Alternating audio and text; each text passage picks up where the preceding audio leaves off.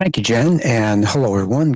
Thank you for joining us today for this webinar on what is a reserve study. Now, in prior webinars, we've talked about different technical aspects of a reserve study, diving into the details. We've also had guests on the program talking about what they contribute to a reserve study. But today, we want to back up a little bit and say, well, who's it for, what's in it, and what does it do? And this was driven by some recent events in the news and some recent people that have been in contact with me. I've been contacted more recently by lenders asking for details about the reserve study, and for insurance representatives and board members together talking about what can we do to lower our insurance premiums. How can we work together? What do the insurance companies want to know? What are they looking for in the reserve study? And how can we work together for the best interests of the association? So it's time to have a webinar talking about, indeed, what is a reserve study. And it starts with the idea of the parties involved. And I want to make it very clear that perspective is critical to understanding. Different people are going to see the same thing differently. And when I was crafting this webinar, this is the image that came to mind. I've seen this in paintings before, and I liked finding this simple little graphic. You can see the different people touching an elephant or meeting an elephant, blind people. The first time they might see it, you can see the person on the right thinking, oh, it feels like a rope. The person on the left says it feels a lot like a pointy thing, a spear. Or the woman by a leg says it looks to me like it's a tree. We're going to use this idea that perspective is important and it guides your understanding and your expectations of what a reserve study is. But since all we do is reserve studies here at Association Reserves, we want to take this idea of this complex elephant-ish type thing and tell you right from the beginning, well, what is it? What is this elephant thing? And so, taken straight from National Reserve Study Standards definition, or you can read along with me, a reserve study is a budget planning tool that, number one, identifies the components a community association is responsible for maintaining or replacing. Number two, the status of the reserve fund. And three, a stable and equitable funding plan that offsets those anticipated future major common area expenditures. So there you get a hint that it is multifaceted, just like sometimes you see someone riding on an elephant. So is it a mode of transportation? Someone using an elephant's trunk and tusks to maybe lift something heavy. Maybe you've seen it with a harness. Maybe it's pulling something heavy. So there's different things an elephant does. And so right from the start, there's three things that you should find per National Reserve Study standards in a reserve study. And let's show those three things looking like this. The foundation is the component list. Then we'll calculate the reserve fund strength after we compare cash in the bank to the needs of all those components. And then based on that financial starting point, we're going to craft a funding plan. So this is important, so I want to go a little bit further into it. So three parts. The component list is what's there at your association and what condition it's in. Second part is reserve fund strength, where we calculate, okay, based on how much cash you have, how really does that match up? We have $500,000. Do we feel good about that or bad about that? That's kind of where we're going with that. And then the funding plan is based on that financial starting point, how much cash do we need to be setting aside on an ongoing basis from here to maintain our properties? We have the right cash at the right time. So those are how those three things are going to work together. If all you care about is the budget number, then maybe you don't look at the other two. If all you care is the components, again, maybe you don't look at the other two. But all three together, they form a reserve study. And another fundamental thing that drives the preparation of reserve studies is that owning real estate, maintaining real estate is fundamentally expensive. And that's driven by Mother Nature and Father Time. They see to it that everything is in a constant state of deterioration. And so that makes it eventually going to hit the time where it needs a major repair or a replacement. So this idea of reserves is not driven by legislation. It's not driven by your governing documents. It's not driven by board member philosophy or even maybe a policy statement that the prior board left you with. You do a reserve study because everything is in a constant state of change. And you need to know, okay, how are we going to move this association forward? Us and all the outside parties, a reserve study gathers this information together that other people are going to want to see.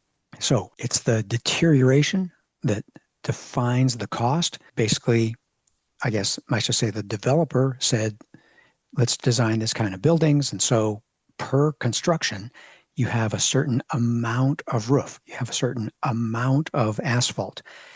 And based on those common areas, how fast they deteriorate, that's driven by Mother Nature and Father Time. The cost is going to happen no matter if you fund it or not. Okay? So it is up to the board to set a budget that keeps up with that deterioration so that there is money collected from the first 20 years of members to pay for that first roof. Okay? Now, I put an asterisk there because in general, board members have the power to set a budget for the association. In some associations, based on their governing documents or state law, the members, the homeowners, either get to vote to approve it or vote to deny it or things like that. But mostly it's the board's job to set a budget that keeps up with what needs to happen at the association. And then, again, according to the governing documents, homeowners, the members of the association, they're responsible to pay their share. And that share may be an equal share based on the number of units there. It may be a proportional share based on larger or smaller. I've seen high rises where the penthouse homeowners pay a significantly larger amount just because they're the premium owners. And they're the ones that drive the property values at the association, and so they pay a higher amount. But that's all defined by the governing documents. So that's the teamwork here. And already you can sense that there's multiple parties involved. The board, the homeowners, those two need to work together and have success at the association. And I'm going to suggest that there are even more threes. We talked about those things on the last slide, but of the components, there's yet a three-part test to define which projects are appropriate for reserve funding. And then of the reserve fund strength calculation, there's three ranges. Pretty simply, it's the weak, the fair, and the strong, or good, fair, poor, but it's three ranges. And on the funding results, there's three goals: a risky baseline goal, a conservative full funding goal, and there's the threshold goal that is at some threshold in between. But I'm not going to go down that too much. I want to spend time on the main content of this, how it's viewed, what it's for, but I want to make it clear that the reserve study itself is not fundamentally very complicated. It's three parts of it, and for its major three parts, each has three parts of that. So there's nothing with a 17-part checklist, nothing that is advanced calculus. It's just some pretty simple fundamentals. So, straight to the parties. Let's talk about the boards and the homeowners. It seems like that's a majority of who's with us here today. Of the boards and the homeowners, they're looking for, okay, we live here, we own here, it's ours. I have a fractional interest in this not-for-profit corporation, and it's where I live. I bought it, so it has some value. How do we responsibly run our association forward into the future? What's that going to take budget-wise? How are we going to prepare? Just like any business that needs to prepare for its major cash drops when they need to, if you're a hotel, you need to plan ahead for a new roof, a new elevator, taking care of the asphalt. You want to responsibly collect the right amount of money and have it set aside so you can take care of the place.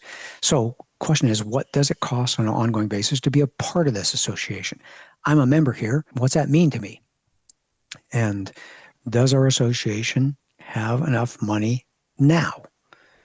And are we on trajectory? Are we on plan to have enough money when we need it in a few years for that X project?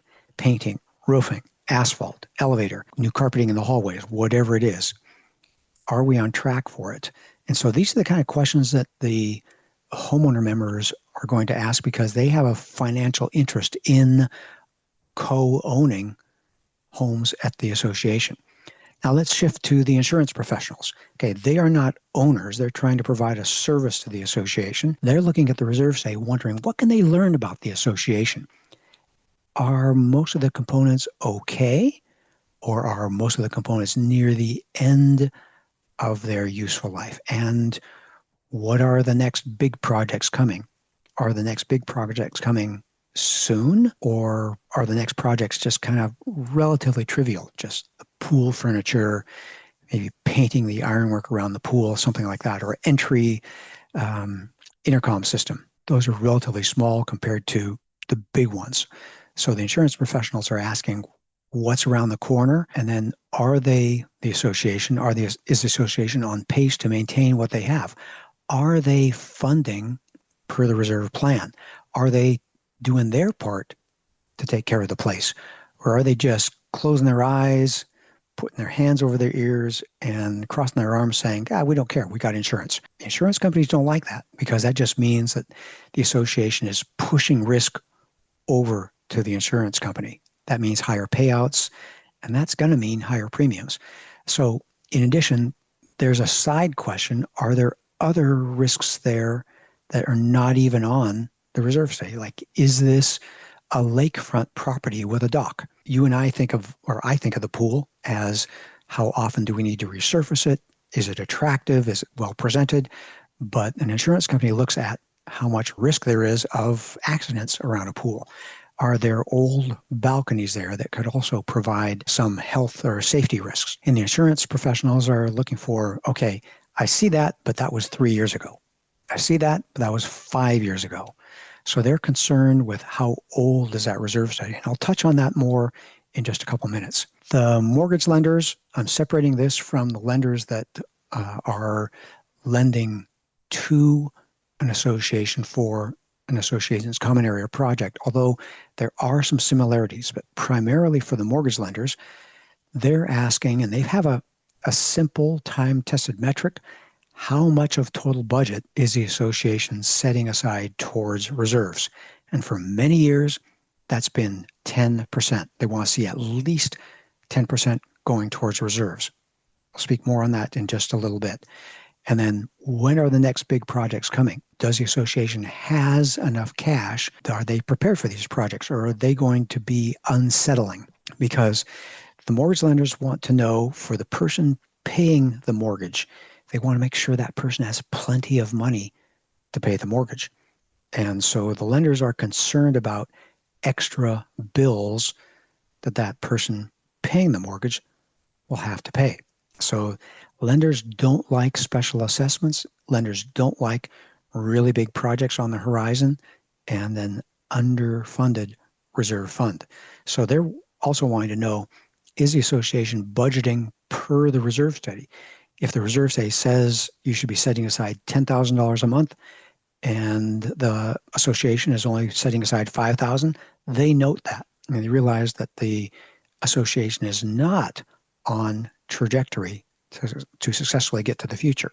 And you think, how long is a mortgage? Typical mortgages are 30 years. And so the lenders have a long-term view. They want to make sure that the association is stable for the long term. So they want to see the association budgeting per the reserve study. So it's not just a short term, hey, let's give our members a break for a couple of years.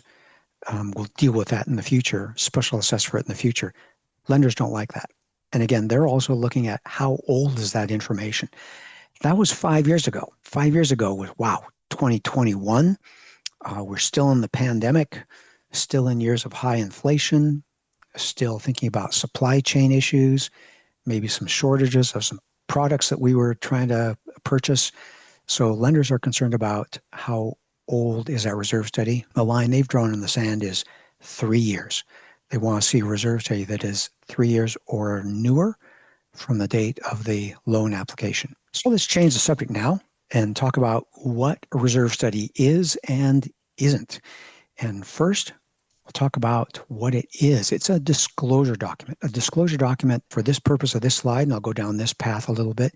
It's what's there, what condition is it in, what will it cost to replace, and when will that be? So we're looking at the physical attributes of the association, identifying the cost, identifying the useful life, identifying the remaining useful life. That's a disclosure as of a certain point in time. Okay. If you find out that our association's wood trim needed to be painted immediately, but it's a 3-year-old reserve study, then the lender is going to wonder, your homeowner is going to wonder, the insurance company is going to wonder, did they take care of that, or are they letting that rot away? So in the reserve study industry, we consider a reserve study a 1-year document. So check the date on the cover. Different providers sometimes will say it's for this fiscal year. Hopefully that's pretty clear.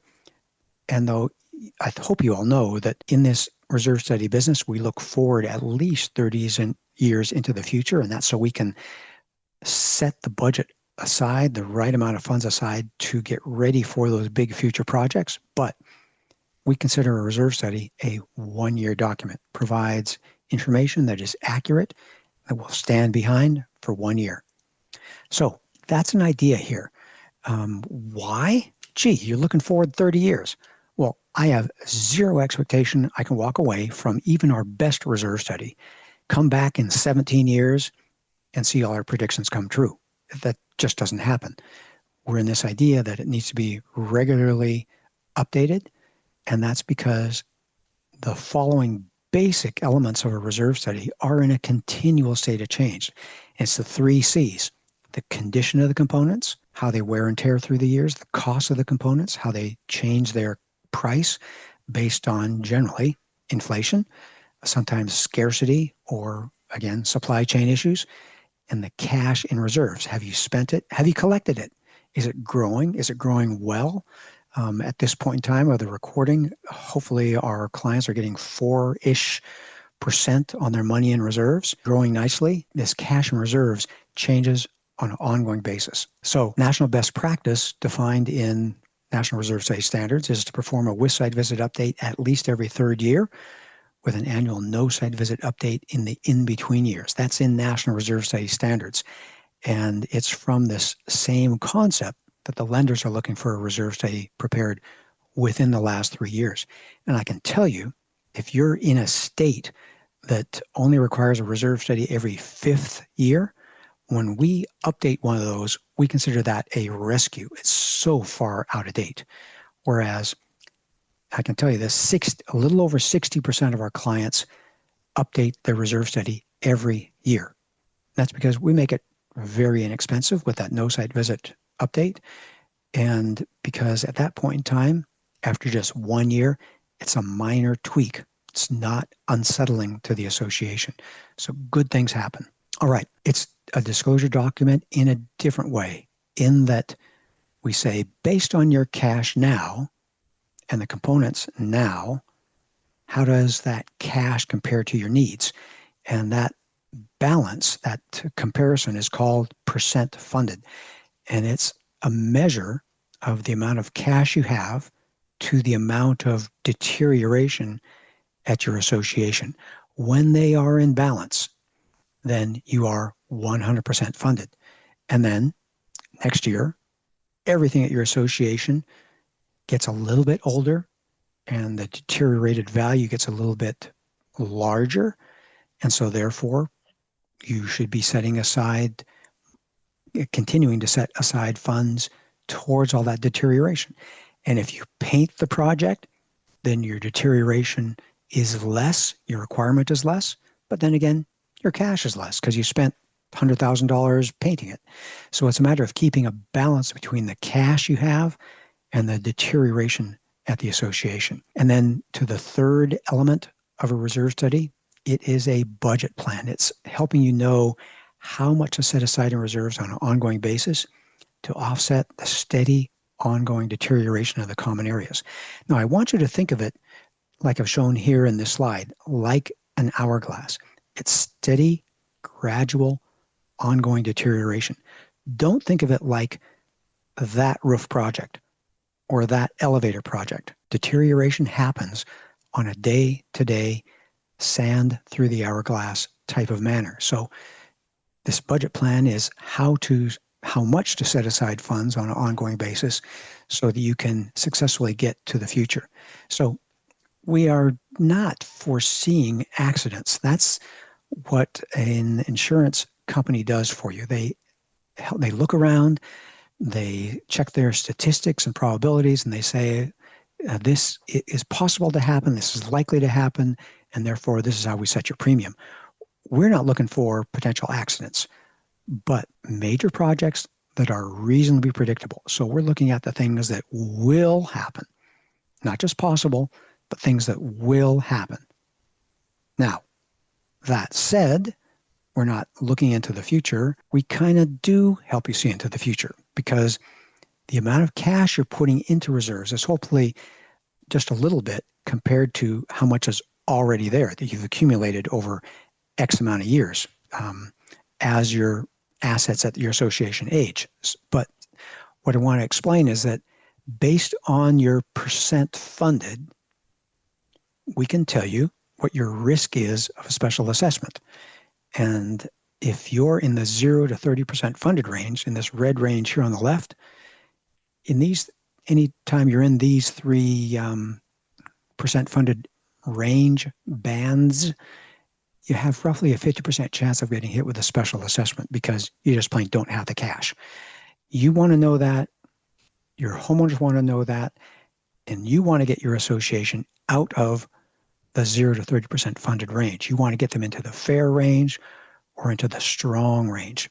So knowing your percent funded, you get a little glimpse of the future. What are we up against? All right. And also, in addition to you homeowners and board members, lenders, the sellers themselves, and the real estate agents care a lot about this. The sellers, the buyers should be caring because this is how they could see a special assessment coming. If they're going to pay $500,000 for a home and there's going to be a $10,000 special assessment in a year or two, they might want to negotiate that from the selling price or the purchase price. Okay, now let's talk about what it is not. A reserve study is not just an overall inventory of what's there. Yes, a component list lists a lot of things, but it's only the major projects that are reasonably predictable. We're looking for the major common area budget items that are reasonably predictable that we need to prepare our client for financially.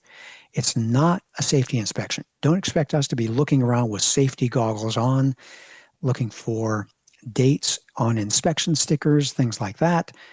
We are looking for normal deterioration over time. So a reserve study is not a safety inspection. Sorry to the insurance agents on the webinar, but this is fundamentally outside of our scope of work. It's not a structural inspection. We are looking for the patently obvious, the visible deterioration without any intrusive or destructive testing, deterioration of properly built components. A structural inspection is a fundamentally different thing. It's a different specialty, different training, and different standards. And if you have major building assets and you've crossed the 10 years old time frame, you should have a structural inspection. Typical interval there is somewhere in the 5 to 10 year range, depending on the significance of what you have. It's also not a construction defect evaluation. We are not looking at how your association was built and then comparing it to plans or construction standards. So if I'm the guy here in the picture, I'm looking at the condition of the wood and does it need to be stained and sealed. I'm not measuring what's the distance between those, the bracing. What's it, the different distance between the, yeah, you know what I'm saying. And was that light sealed properly to keep water from getting in behind the siding? So don't expect this to be a construction defect evaluation. That's a separate specialty. And so you can see how there's a lot of different ways people may have thought the reserve study was going to help them. And I want to make it clear what a reserve study is and isn't. So we asked the question, what do you learn from a reserve study? Depending on your point of view, what kind of information is in there? And for the mortgage lenders, they're looking primarily for is the association inviting special assessment risk on its members?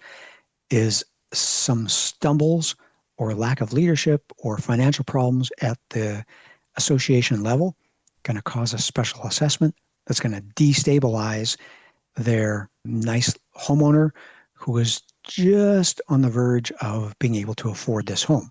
So, as I said before, mortgage lenders are looking for the magic percentage of reserve transfers compared to total budget. And in the past, that's been 10%. As of March 18, Fannie Mae and Freddie Mac both announced that that number is going to move to 15% in January of next year. They've given us all advance warning. So not really a big deal because, as I'll show later, the normal amount going to reserves needs to be somewhere in the 15 to 45% range. So increasing the minimum standard from 10 to 15%, no big deal. They're looking for what are the total expenses in the next 5 years. Again, they're looking for anything that might destabilize the association. Is there a tidal wave coming that is going to knock the association backwards, and the association, therefore, special assessing the members? And it's all driven by Fannie and Freddie. They control, I've heard different numbers, 60 to 70% of the mortgages in this country, residential mortgages. You want to comply with their standards because that will give prospective homeowners and any homeowner refinancing favorable rates. And we all want favorable rates, especially when rates are so high. And they are looking if the association is funding per plan. Are they following the recommendation? Or are they drifting sideways or even going backwards in some cases? Insurance professionals, they're looking at how well is the property being maintained. They're looking at if the association is taking agency for maintaining its own self. Are they just, again, waiting for things to fail, potentially inviting accidents? And boy, insurance professionals hate hearing that because they're going to say, if you're inviting accidents, we're inviting you to pay a higher premium. And then they're also looking, does the association have the dollars to maintain itself? They're looking if you're funding per plan. They want the association to do its part, handling the known projects that can delay or eliminate so many accidents. So for the boards and homeowners, this may be familiar to the majority of our audience. The component list says, what do we have to maintain? What are we up against? What are the mountain that we need to climb? Second, what is our percent funded? How are we doing right now? How good of a starting point do we have? And the third is, based on all that, what's going to happen to our recommended funding? Are our homeowner assessments going to go up? And that's a very good question. And I probably outlined that you're going to learn that. But let me ask a slightly different question. Does the budgeted reserve funding change the cost of living at the association? Okay. If we say you need to increase your reserve funding from $5,000 a month to $6,000 a month, does that increase the cost of living at your association? Average person is going to respond to, of course, it's very simple. When things go up, everything gets more expensive. But I'm going to suggest the answer is no. The cost is unchanged. That roof is going to fail. The asphalt's going to fail. The only choice is, are you going to pay for that via a special assessment because you've waited until the bill actually happens? Or are you going to pay for it via budgeted funding, spreading it out nice and fairly, nice and evenly over time? So the cost is the cost. Reserve funding doesn't increase the cost of living at the association. It just means that you're going to be paying your fair share over time, not via a special assessment. And what is that number? I said earlier, but I want you to have a visual. Reserve funding among our clients, we've looked back to the over 100,000 reserve studies that we've prepared. Reserve funding, sufficient reserve funding, is typically 15 to 45%. It's typically 15 to 45% of the average association's budget. It needs to be. It's a significant expense. I said earlier, owning and maintaining real estate is expensive, and I meant it. The average, if you were to ask me what should we be doing, I'd say set aside 25%. I can give you that for free. You're going to learn the actual number in your completed, updated reserve study. And you may be saying, holy moly, nobody can spend that much and I probably chose a poor word there because it's really investing. All you're doing is setting it aside, and that way it's sitting there growing with interest for the next roof project. So no one can fund the reserves appropriately. That's just way too much. And the answer is you're wrong. What we see among our clients is that about 26% of our clients are in that strong range, 70% or higher. About 40% are in the fair range, 30 to 70%. And about 34%, pretty close to one third, is in the weak range. Those are the ones making all the news, making all the squawks. They're the ones having all the special assessments. You want to get out of the red range and join the fair club. And if you're in the fair club, you want to slightly increase your reserve funding. You want to move from the fair range into the strong range by slightly increasing your reserve funding. And with that, we'll get to the conclusion. So let me bring this program in for a landing. Some of the ideas to learn is that a reserve study gets out of date. It's a perishable commodity. So update on the basis of a diligent visual site inspection, a with site visit update at least every third year. And again, the 3 C's. The costs change, the conditions change, and the cash and reserve changes. So it requires rebalancing. It just does. If you think, boy, that's going to be expensive. Well, no. Every association should have a full reserve study to start their reserve planning. After that, it's a matter of update with site visit and update no site visit reserve studies. Each less expensive than that initial full reserve study. And again, if we look back over our now well over 100,000 clients, our average cost among our clients for a reserve study, I think is 0.84%, a little less than 1%. So whatever you're paying for a reserve study, it's going to be a relatively small number, and it's not a big obstacle. So keep thinking that there's not a whole lot you can do for the costs at your association. Maybe you can take good care of your fence, painting it regularly. Maybe you can clean your gutters on your roof regularly, extending your roof life. But there's not really a whole lot you can do. Owning and maintaining real estate is expensive. And doing that will stretch your useful life estimates. And so it will slightly lower your reserve funding obligations. But you have to get the idea that reserve funding is going to cost something in the range of a quarter of your total budget. And to get that number, you need to get a reserve study. You need to update your reserve study. So your reserve study, whether you're an owner as a homeowner or a board member, an insurance professional or a lender, a reserve study is going to be your guide to the information you need to find out. Now, we've got additional resources at reservestudy.com. There's an option at the top right to request a proposal. Lots of great information, resources on our website. We also have a vast library of videos on YouTube.